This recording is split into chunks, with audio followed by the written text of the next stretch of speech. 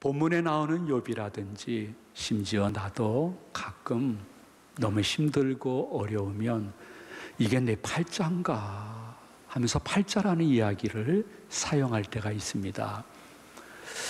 근데 솔직히 말씀드리면요, 우리 기독교인들에게는 운명적으로 결정된 팔자는 없습니다.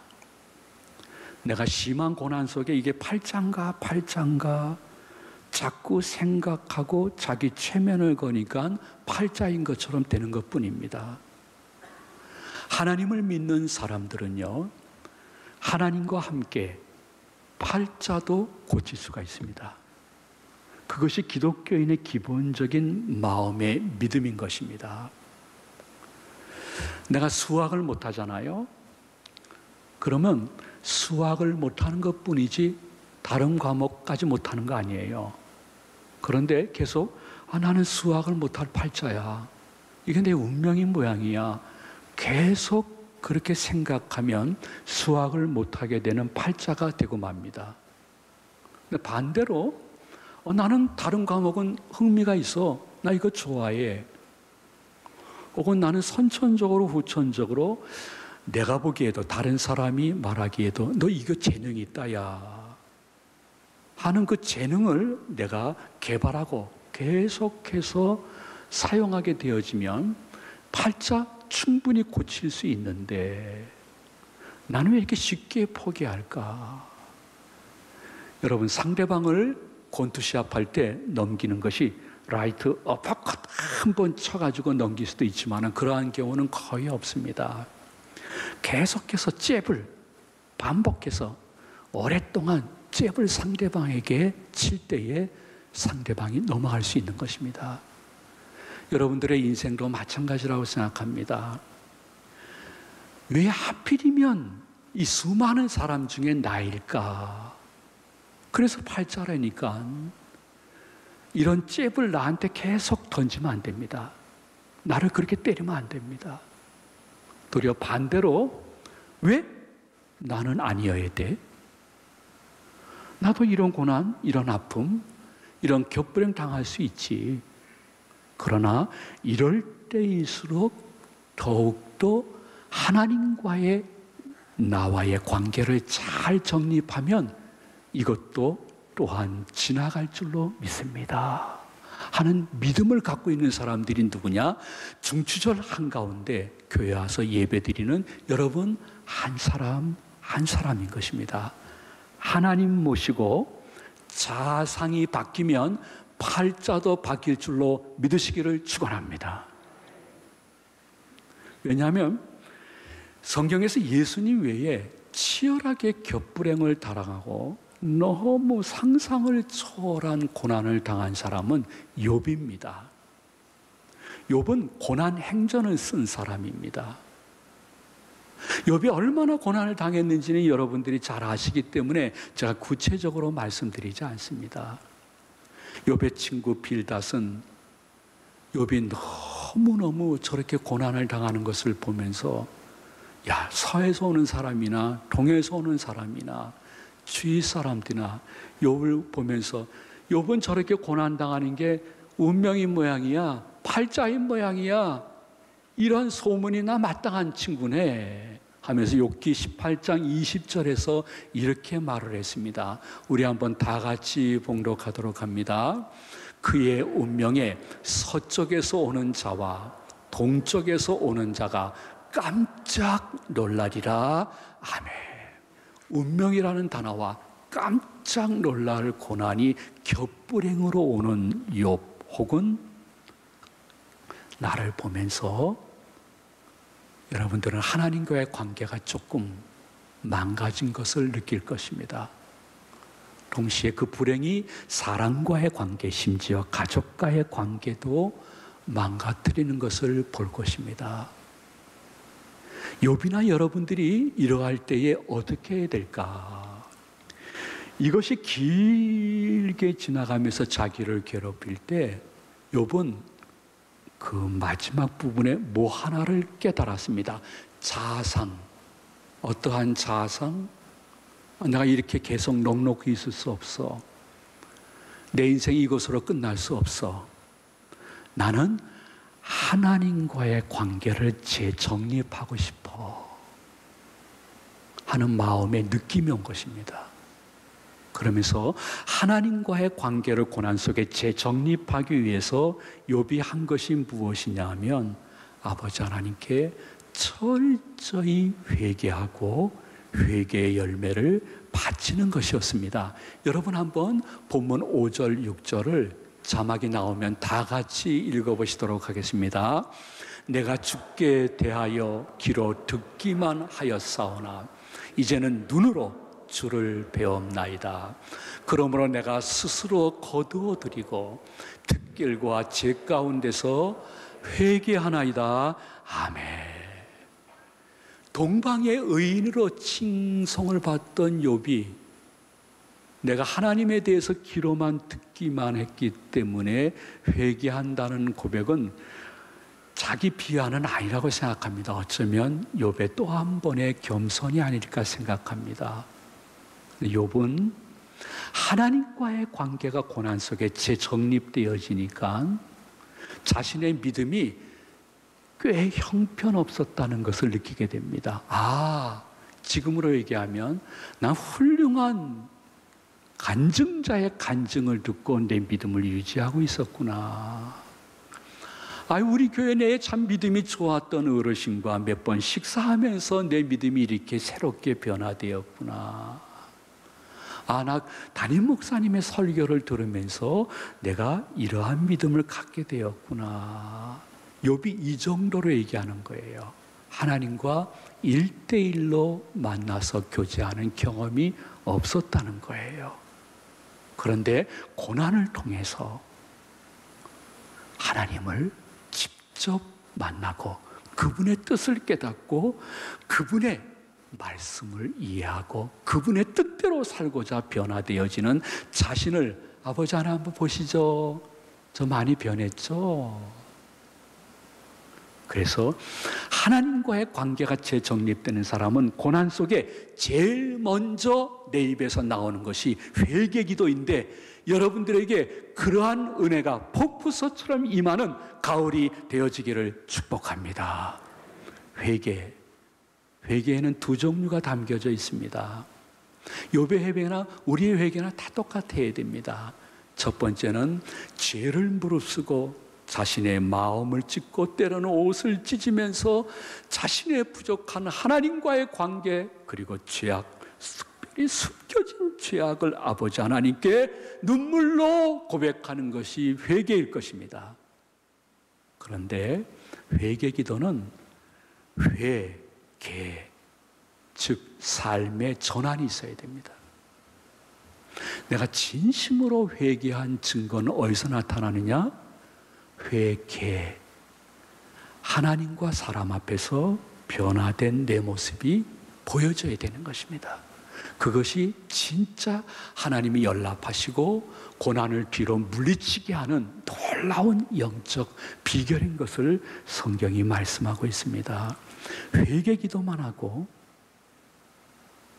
회개의 열매가 없으면 하나님이나 사람 앞에 부족한 모습 그대로 보여질 수밖에 없습니다. 그것이 가족이든 교인이든 그 누구이든지 간에 여러분 진짜 회개했으면요 그에게 찾아가서 내가 회개한 증거를 보여줘야 되는 것입니다. 용서를 빌거나 혹은 이해를 구하거나 목사님 제 처지가 된다면 그렇게 말씀 못할 것입니다.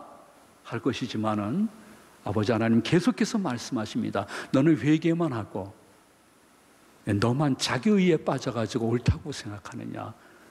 그를 찾아가서 그에게 이해를 구하거나 혹은 용서를 구할 마음이 그렇게 없다 그러면 나는 그것이 온전한 회개라고 생각하지 않는다. 욥을 봐라. 회개 기도한 다음에 친구들한테 가서 미안하다고 하지 않니? 나를 받아달라고 이야기하지 않니? 그게 진짜 회개다. 너는 네 아내에게, 네 남편에게, 그 교인에게 그렇게 하고 있냐? 지금도 계속 나만 옳다고 하고 있냐?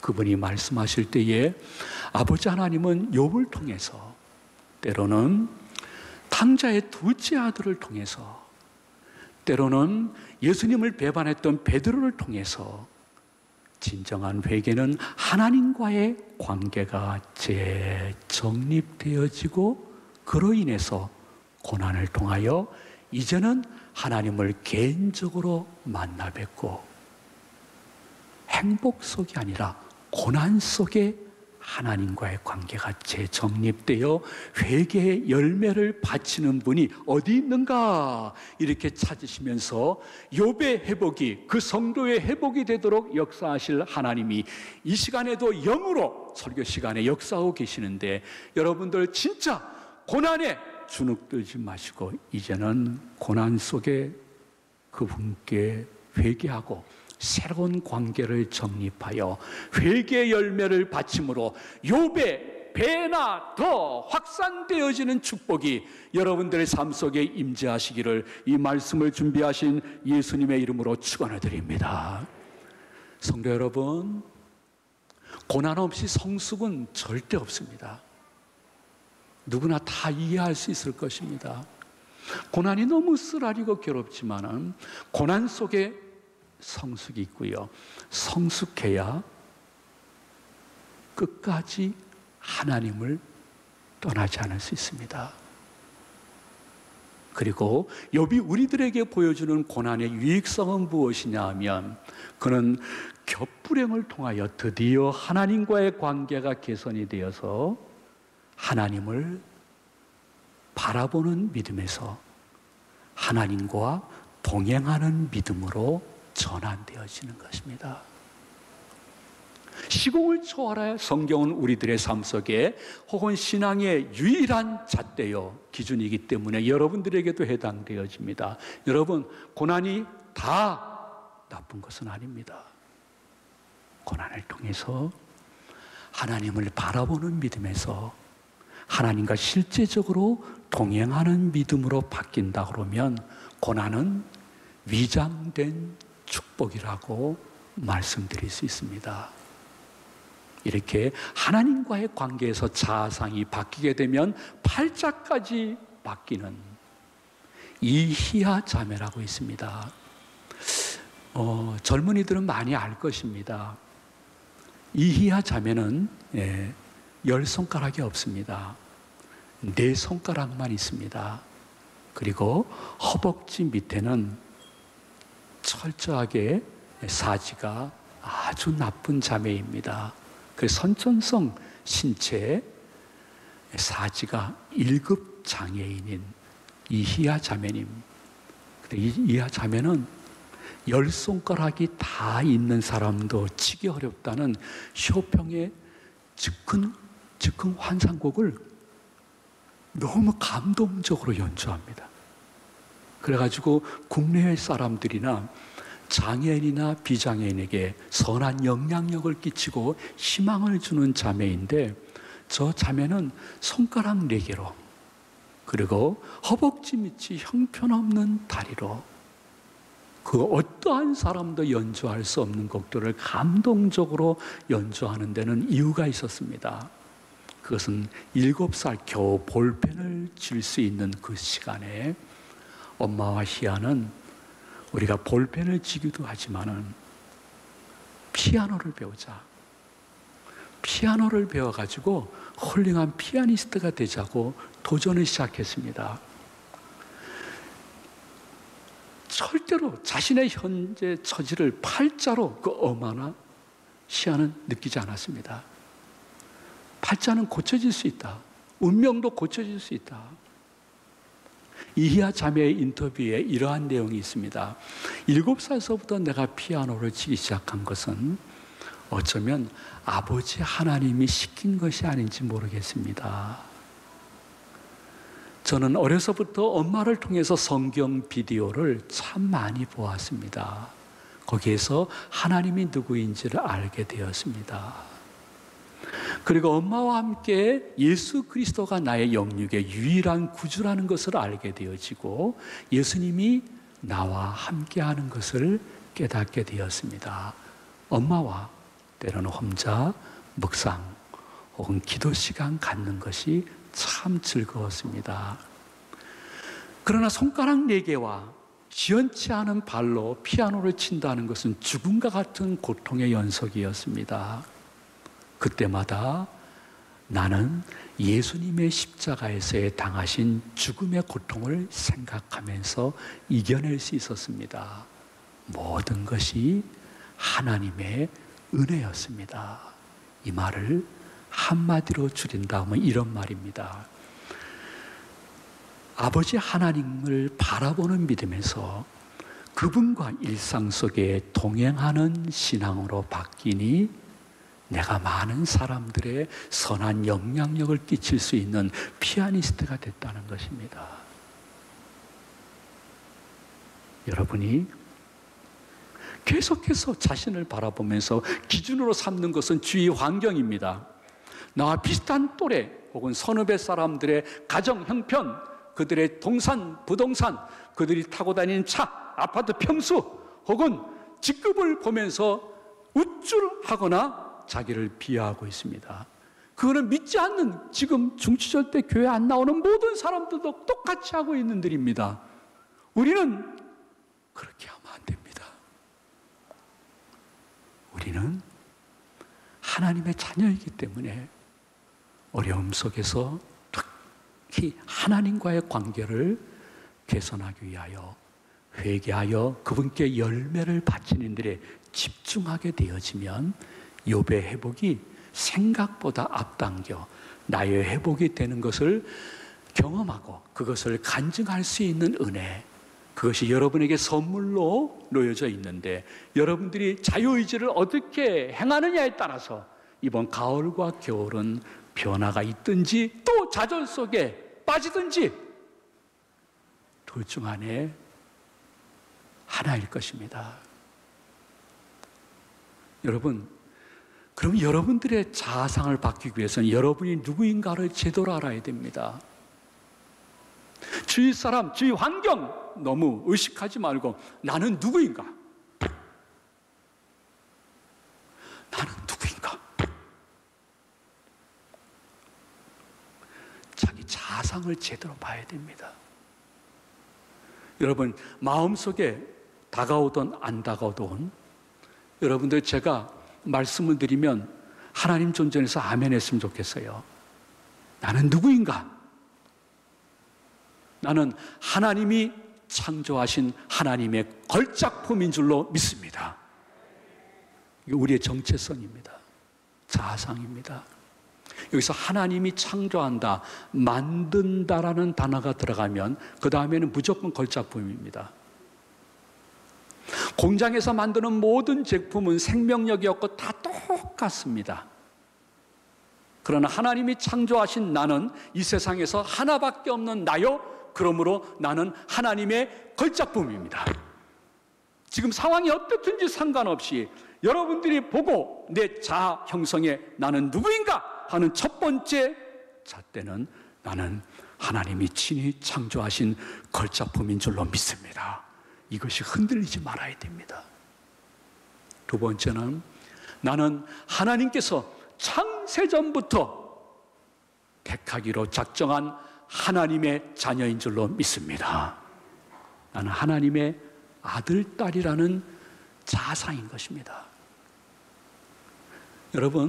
여러분들이 어쩌다가 교회 나오고 이 신앙 가진 거 아닙니다. 주위 사람들이 혹은 내 자신이 결단해서 여기 나온 것도 결코 아닙니다. 여러분 한 사람 한 사람을 성경 말씀 그대로 말씀드린다면 수많은 사람 가운데 여러분 한 사람 한 사람은 하나님께서 창세 전부터, 태어나기 전부터가 아닙니다. 창세 전부터 너는 내 자녀야, 택정하신 하나님의 자녀인 것입니다. 그 상황이 어떤 사람이 나를 괴롭힌다 할지라도 그 순간에 늘 마음속에 끄집어내야 될 것은 나는 하나님이 창세전부터 택정하신 하나님의 자녀야. 나는 하나님의 자녀야. 하나님의 자녀는 하나님이 돌보실 거야. 아멘. 믿음으로 전진하시기를 축원드립니다. 동시에 하나 더 생각해 보시겠어요? 나는 하나님 앞에서 예수님만큼 존귀한 사람인 줄로 믿습니다. 하나님이 나를 죄와 사망과 지옥에서 건지시기 위해서 예수님이 십자가에서 대신 죽이셨다고 하면 나는 예수님만큼 하나님 존전에서는 존귀한 사람이고 고귀한 사람입니다. 그러므로 예수님의 십자가는 내가 얼마나 하나님 앞에 존귀한 사람인가를 입증하는 놀라운 성경적인 증거인 것입니다. 동시에 나는 하나님이 철저히 보호하시는 하나님의 사람인 줄로 믿습니다. 이 고백에 아멘해야 됩니다. 인식하든 인식 안 하든 지금까지 하나님은 에베네셀로 여기까지 우리를 지키셨습니다. 우리들의 미래는 앞서가시는 여호와 일에 하나님이 합력해서 선을 이루어 주실 것입니다. 그리고 하나님이 오늘 임마누엘로 함께해 주셔서 이 본당에 와서 지금 예배를 드리고 영상으로 예배를 드릴 수 있는 것입니다.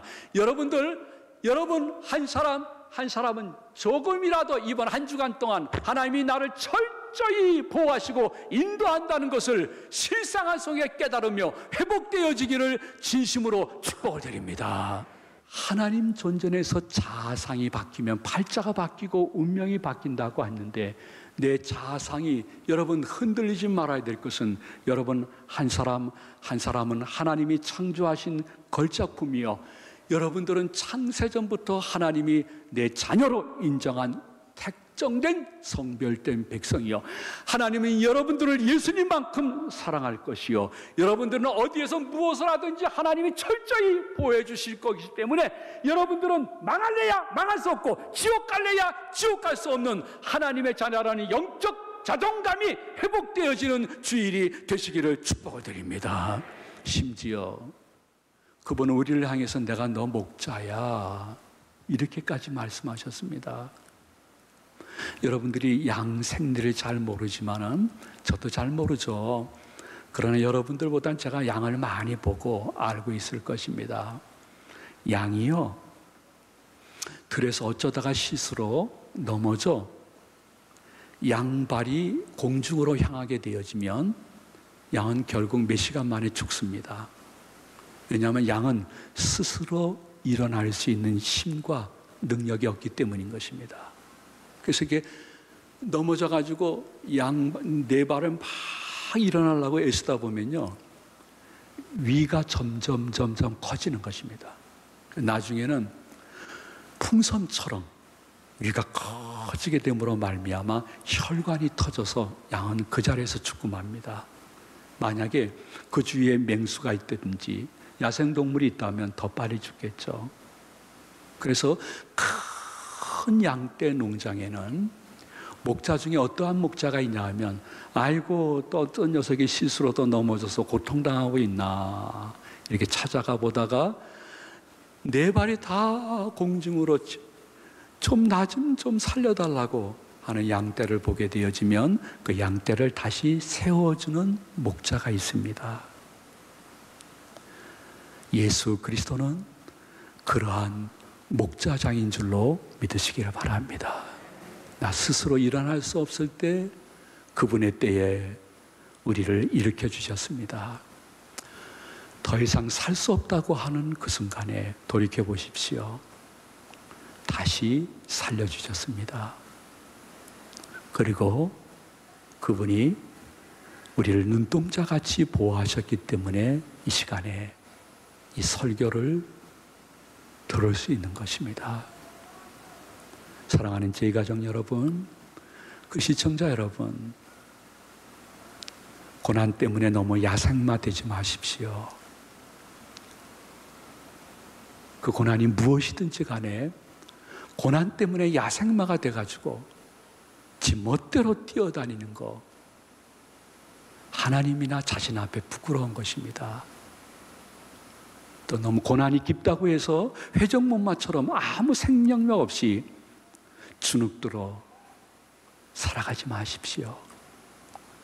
고난 잘 선영하면 나는 야생마나 회전목마가 아니라 조련마가 되어서 하나님과 아름다운 동행하며 여생을 살 수 있습니다. 지금 주님의 성령이 여러분 한 사람 한 사람에게 말씀하십니다. 힘들지? 더 힘들지. 그래서 친구에게도 얘기 못하겠지. 나와의 관계를 개선해 보지 않으련 회개해. 그 작은 열매라도 보여. 그건 욥의 회복이 네 회복이 될 것이야. 나는 거짓말 안 해. 하시는 그분의 음성을 들을 수 있는 복스러운 중추절 되어지기를 예수님의 이름으로 축원해 드립니다.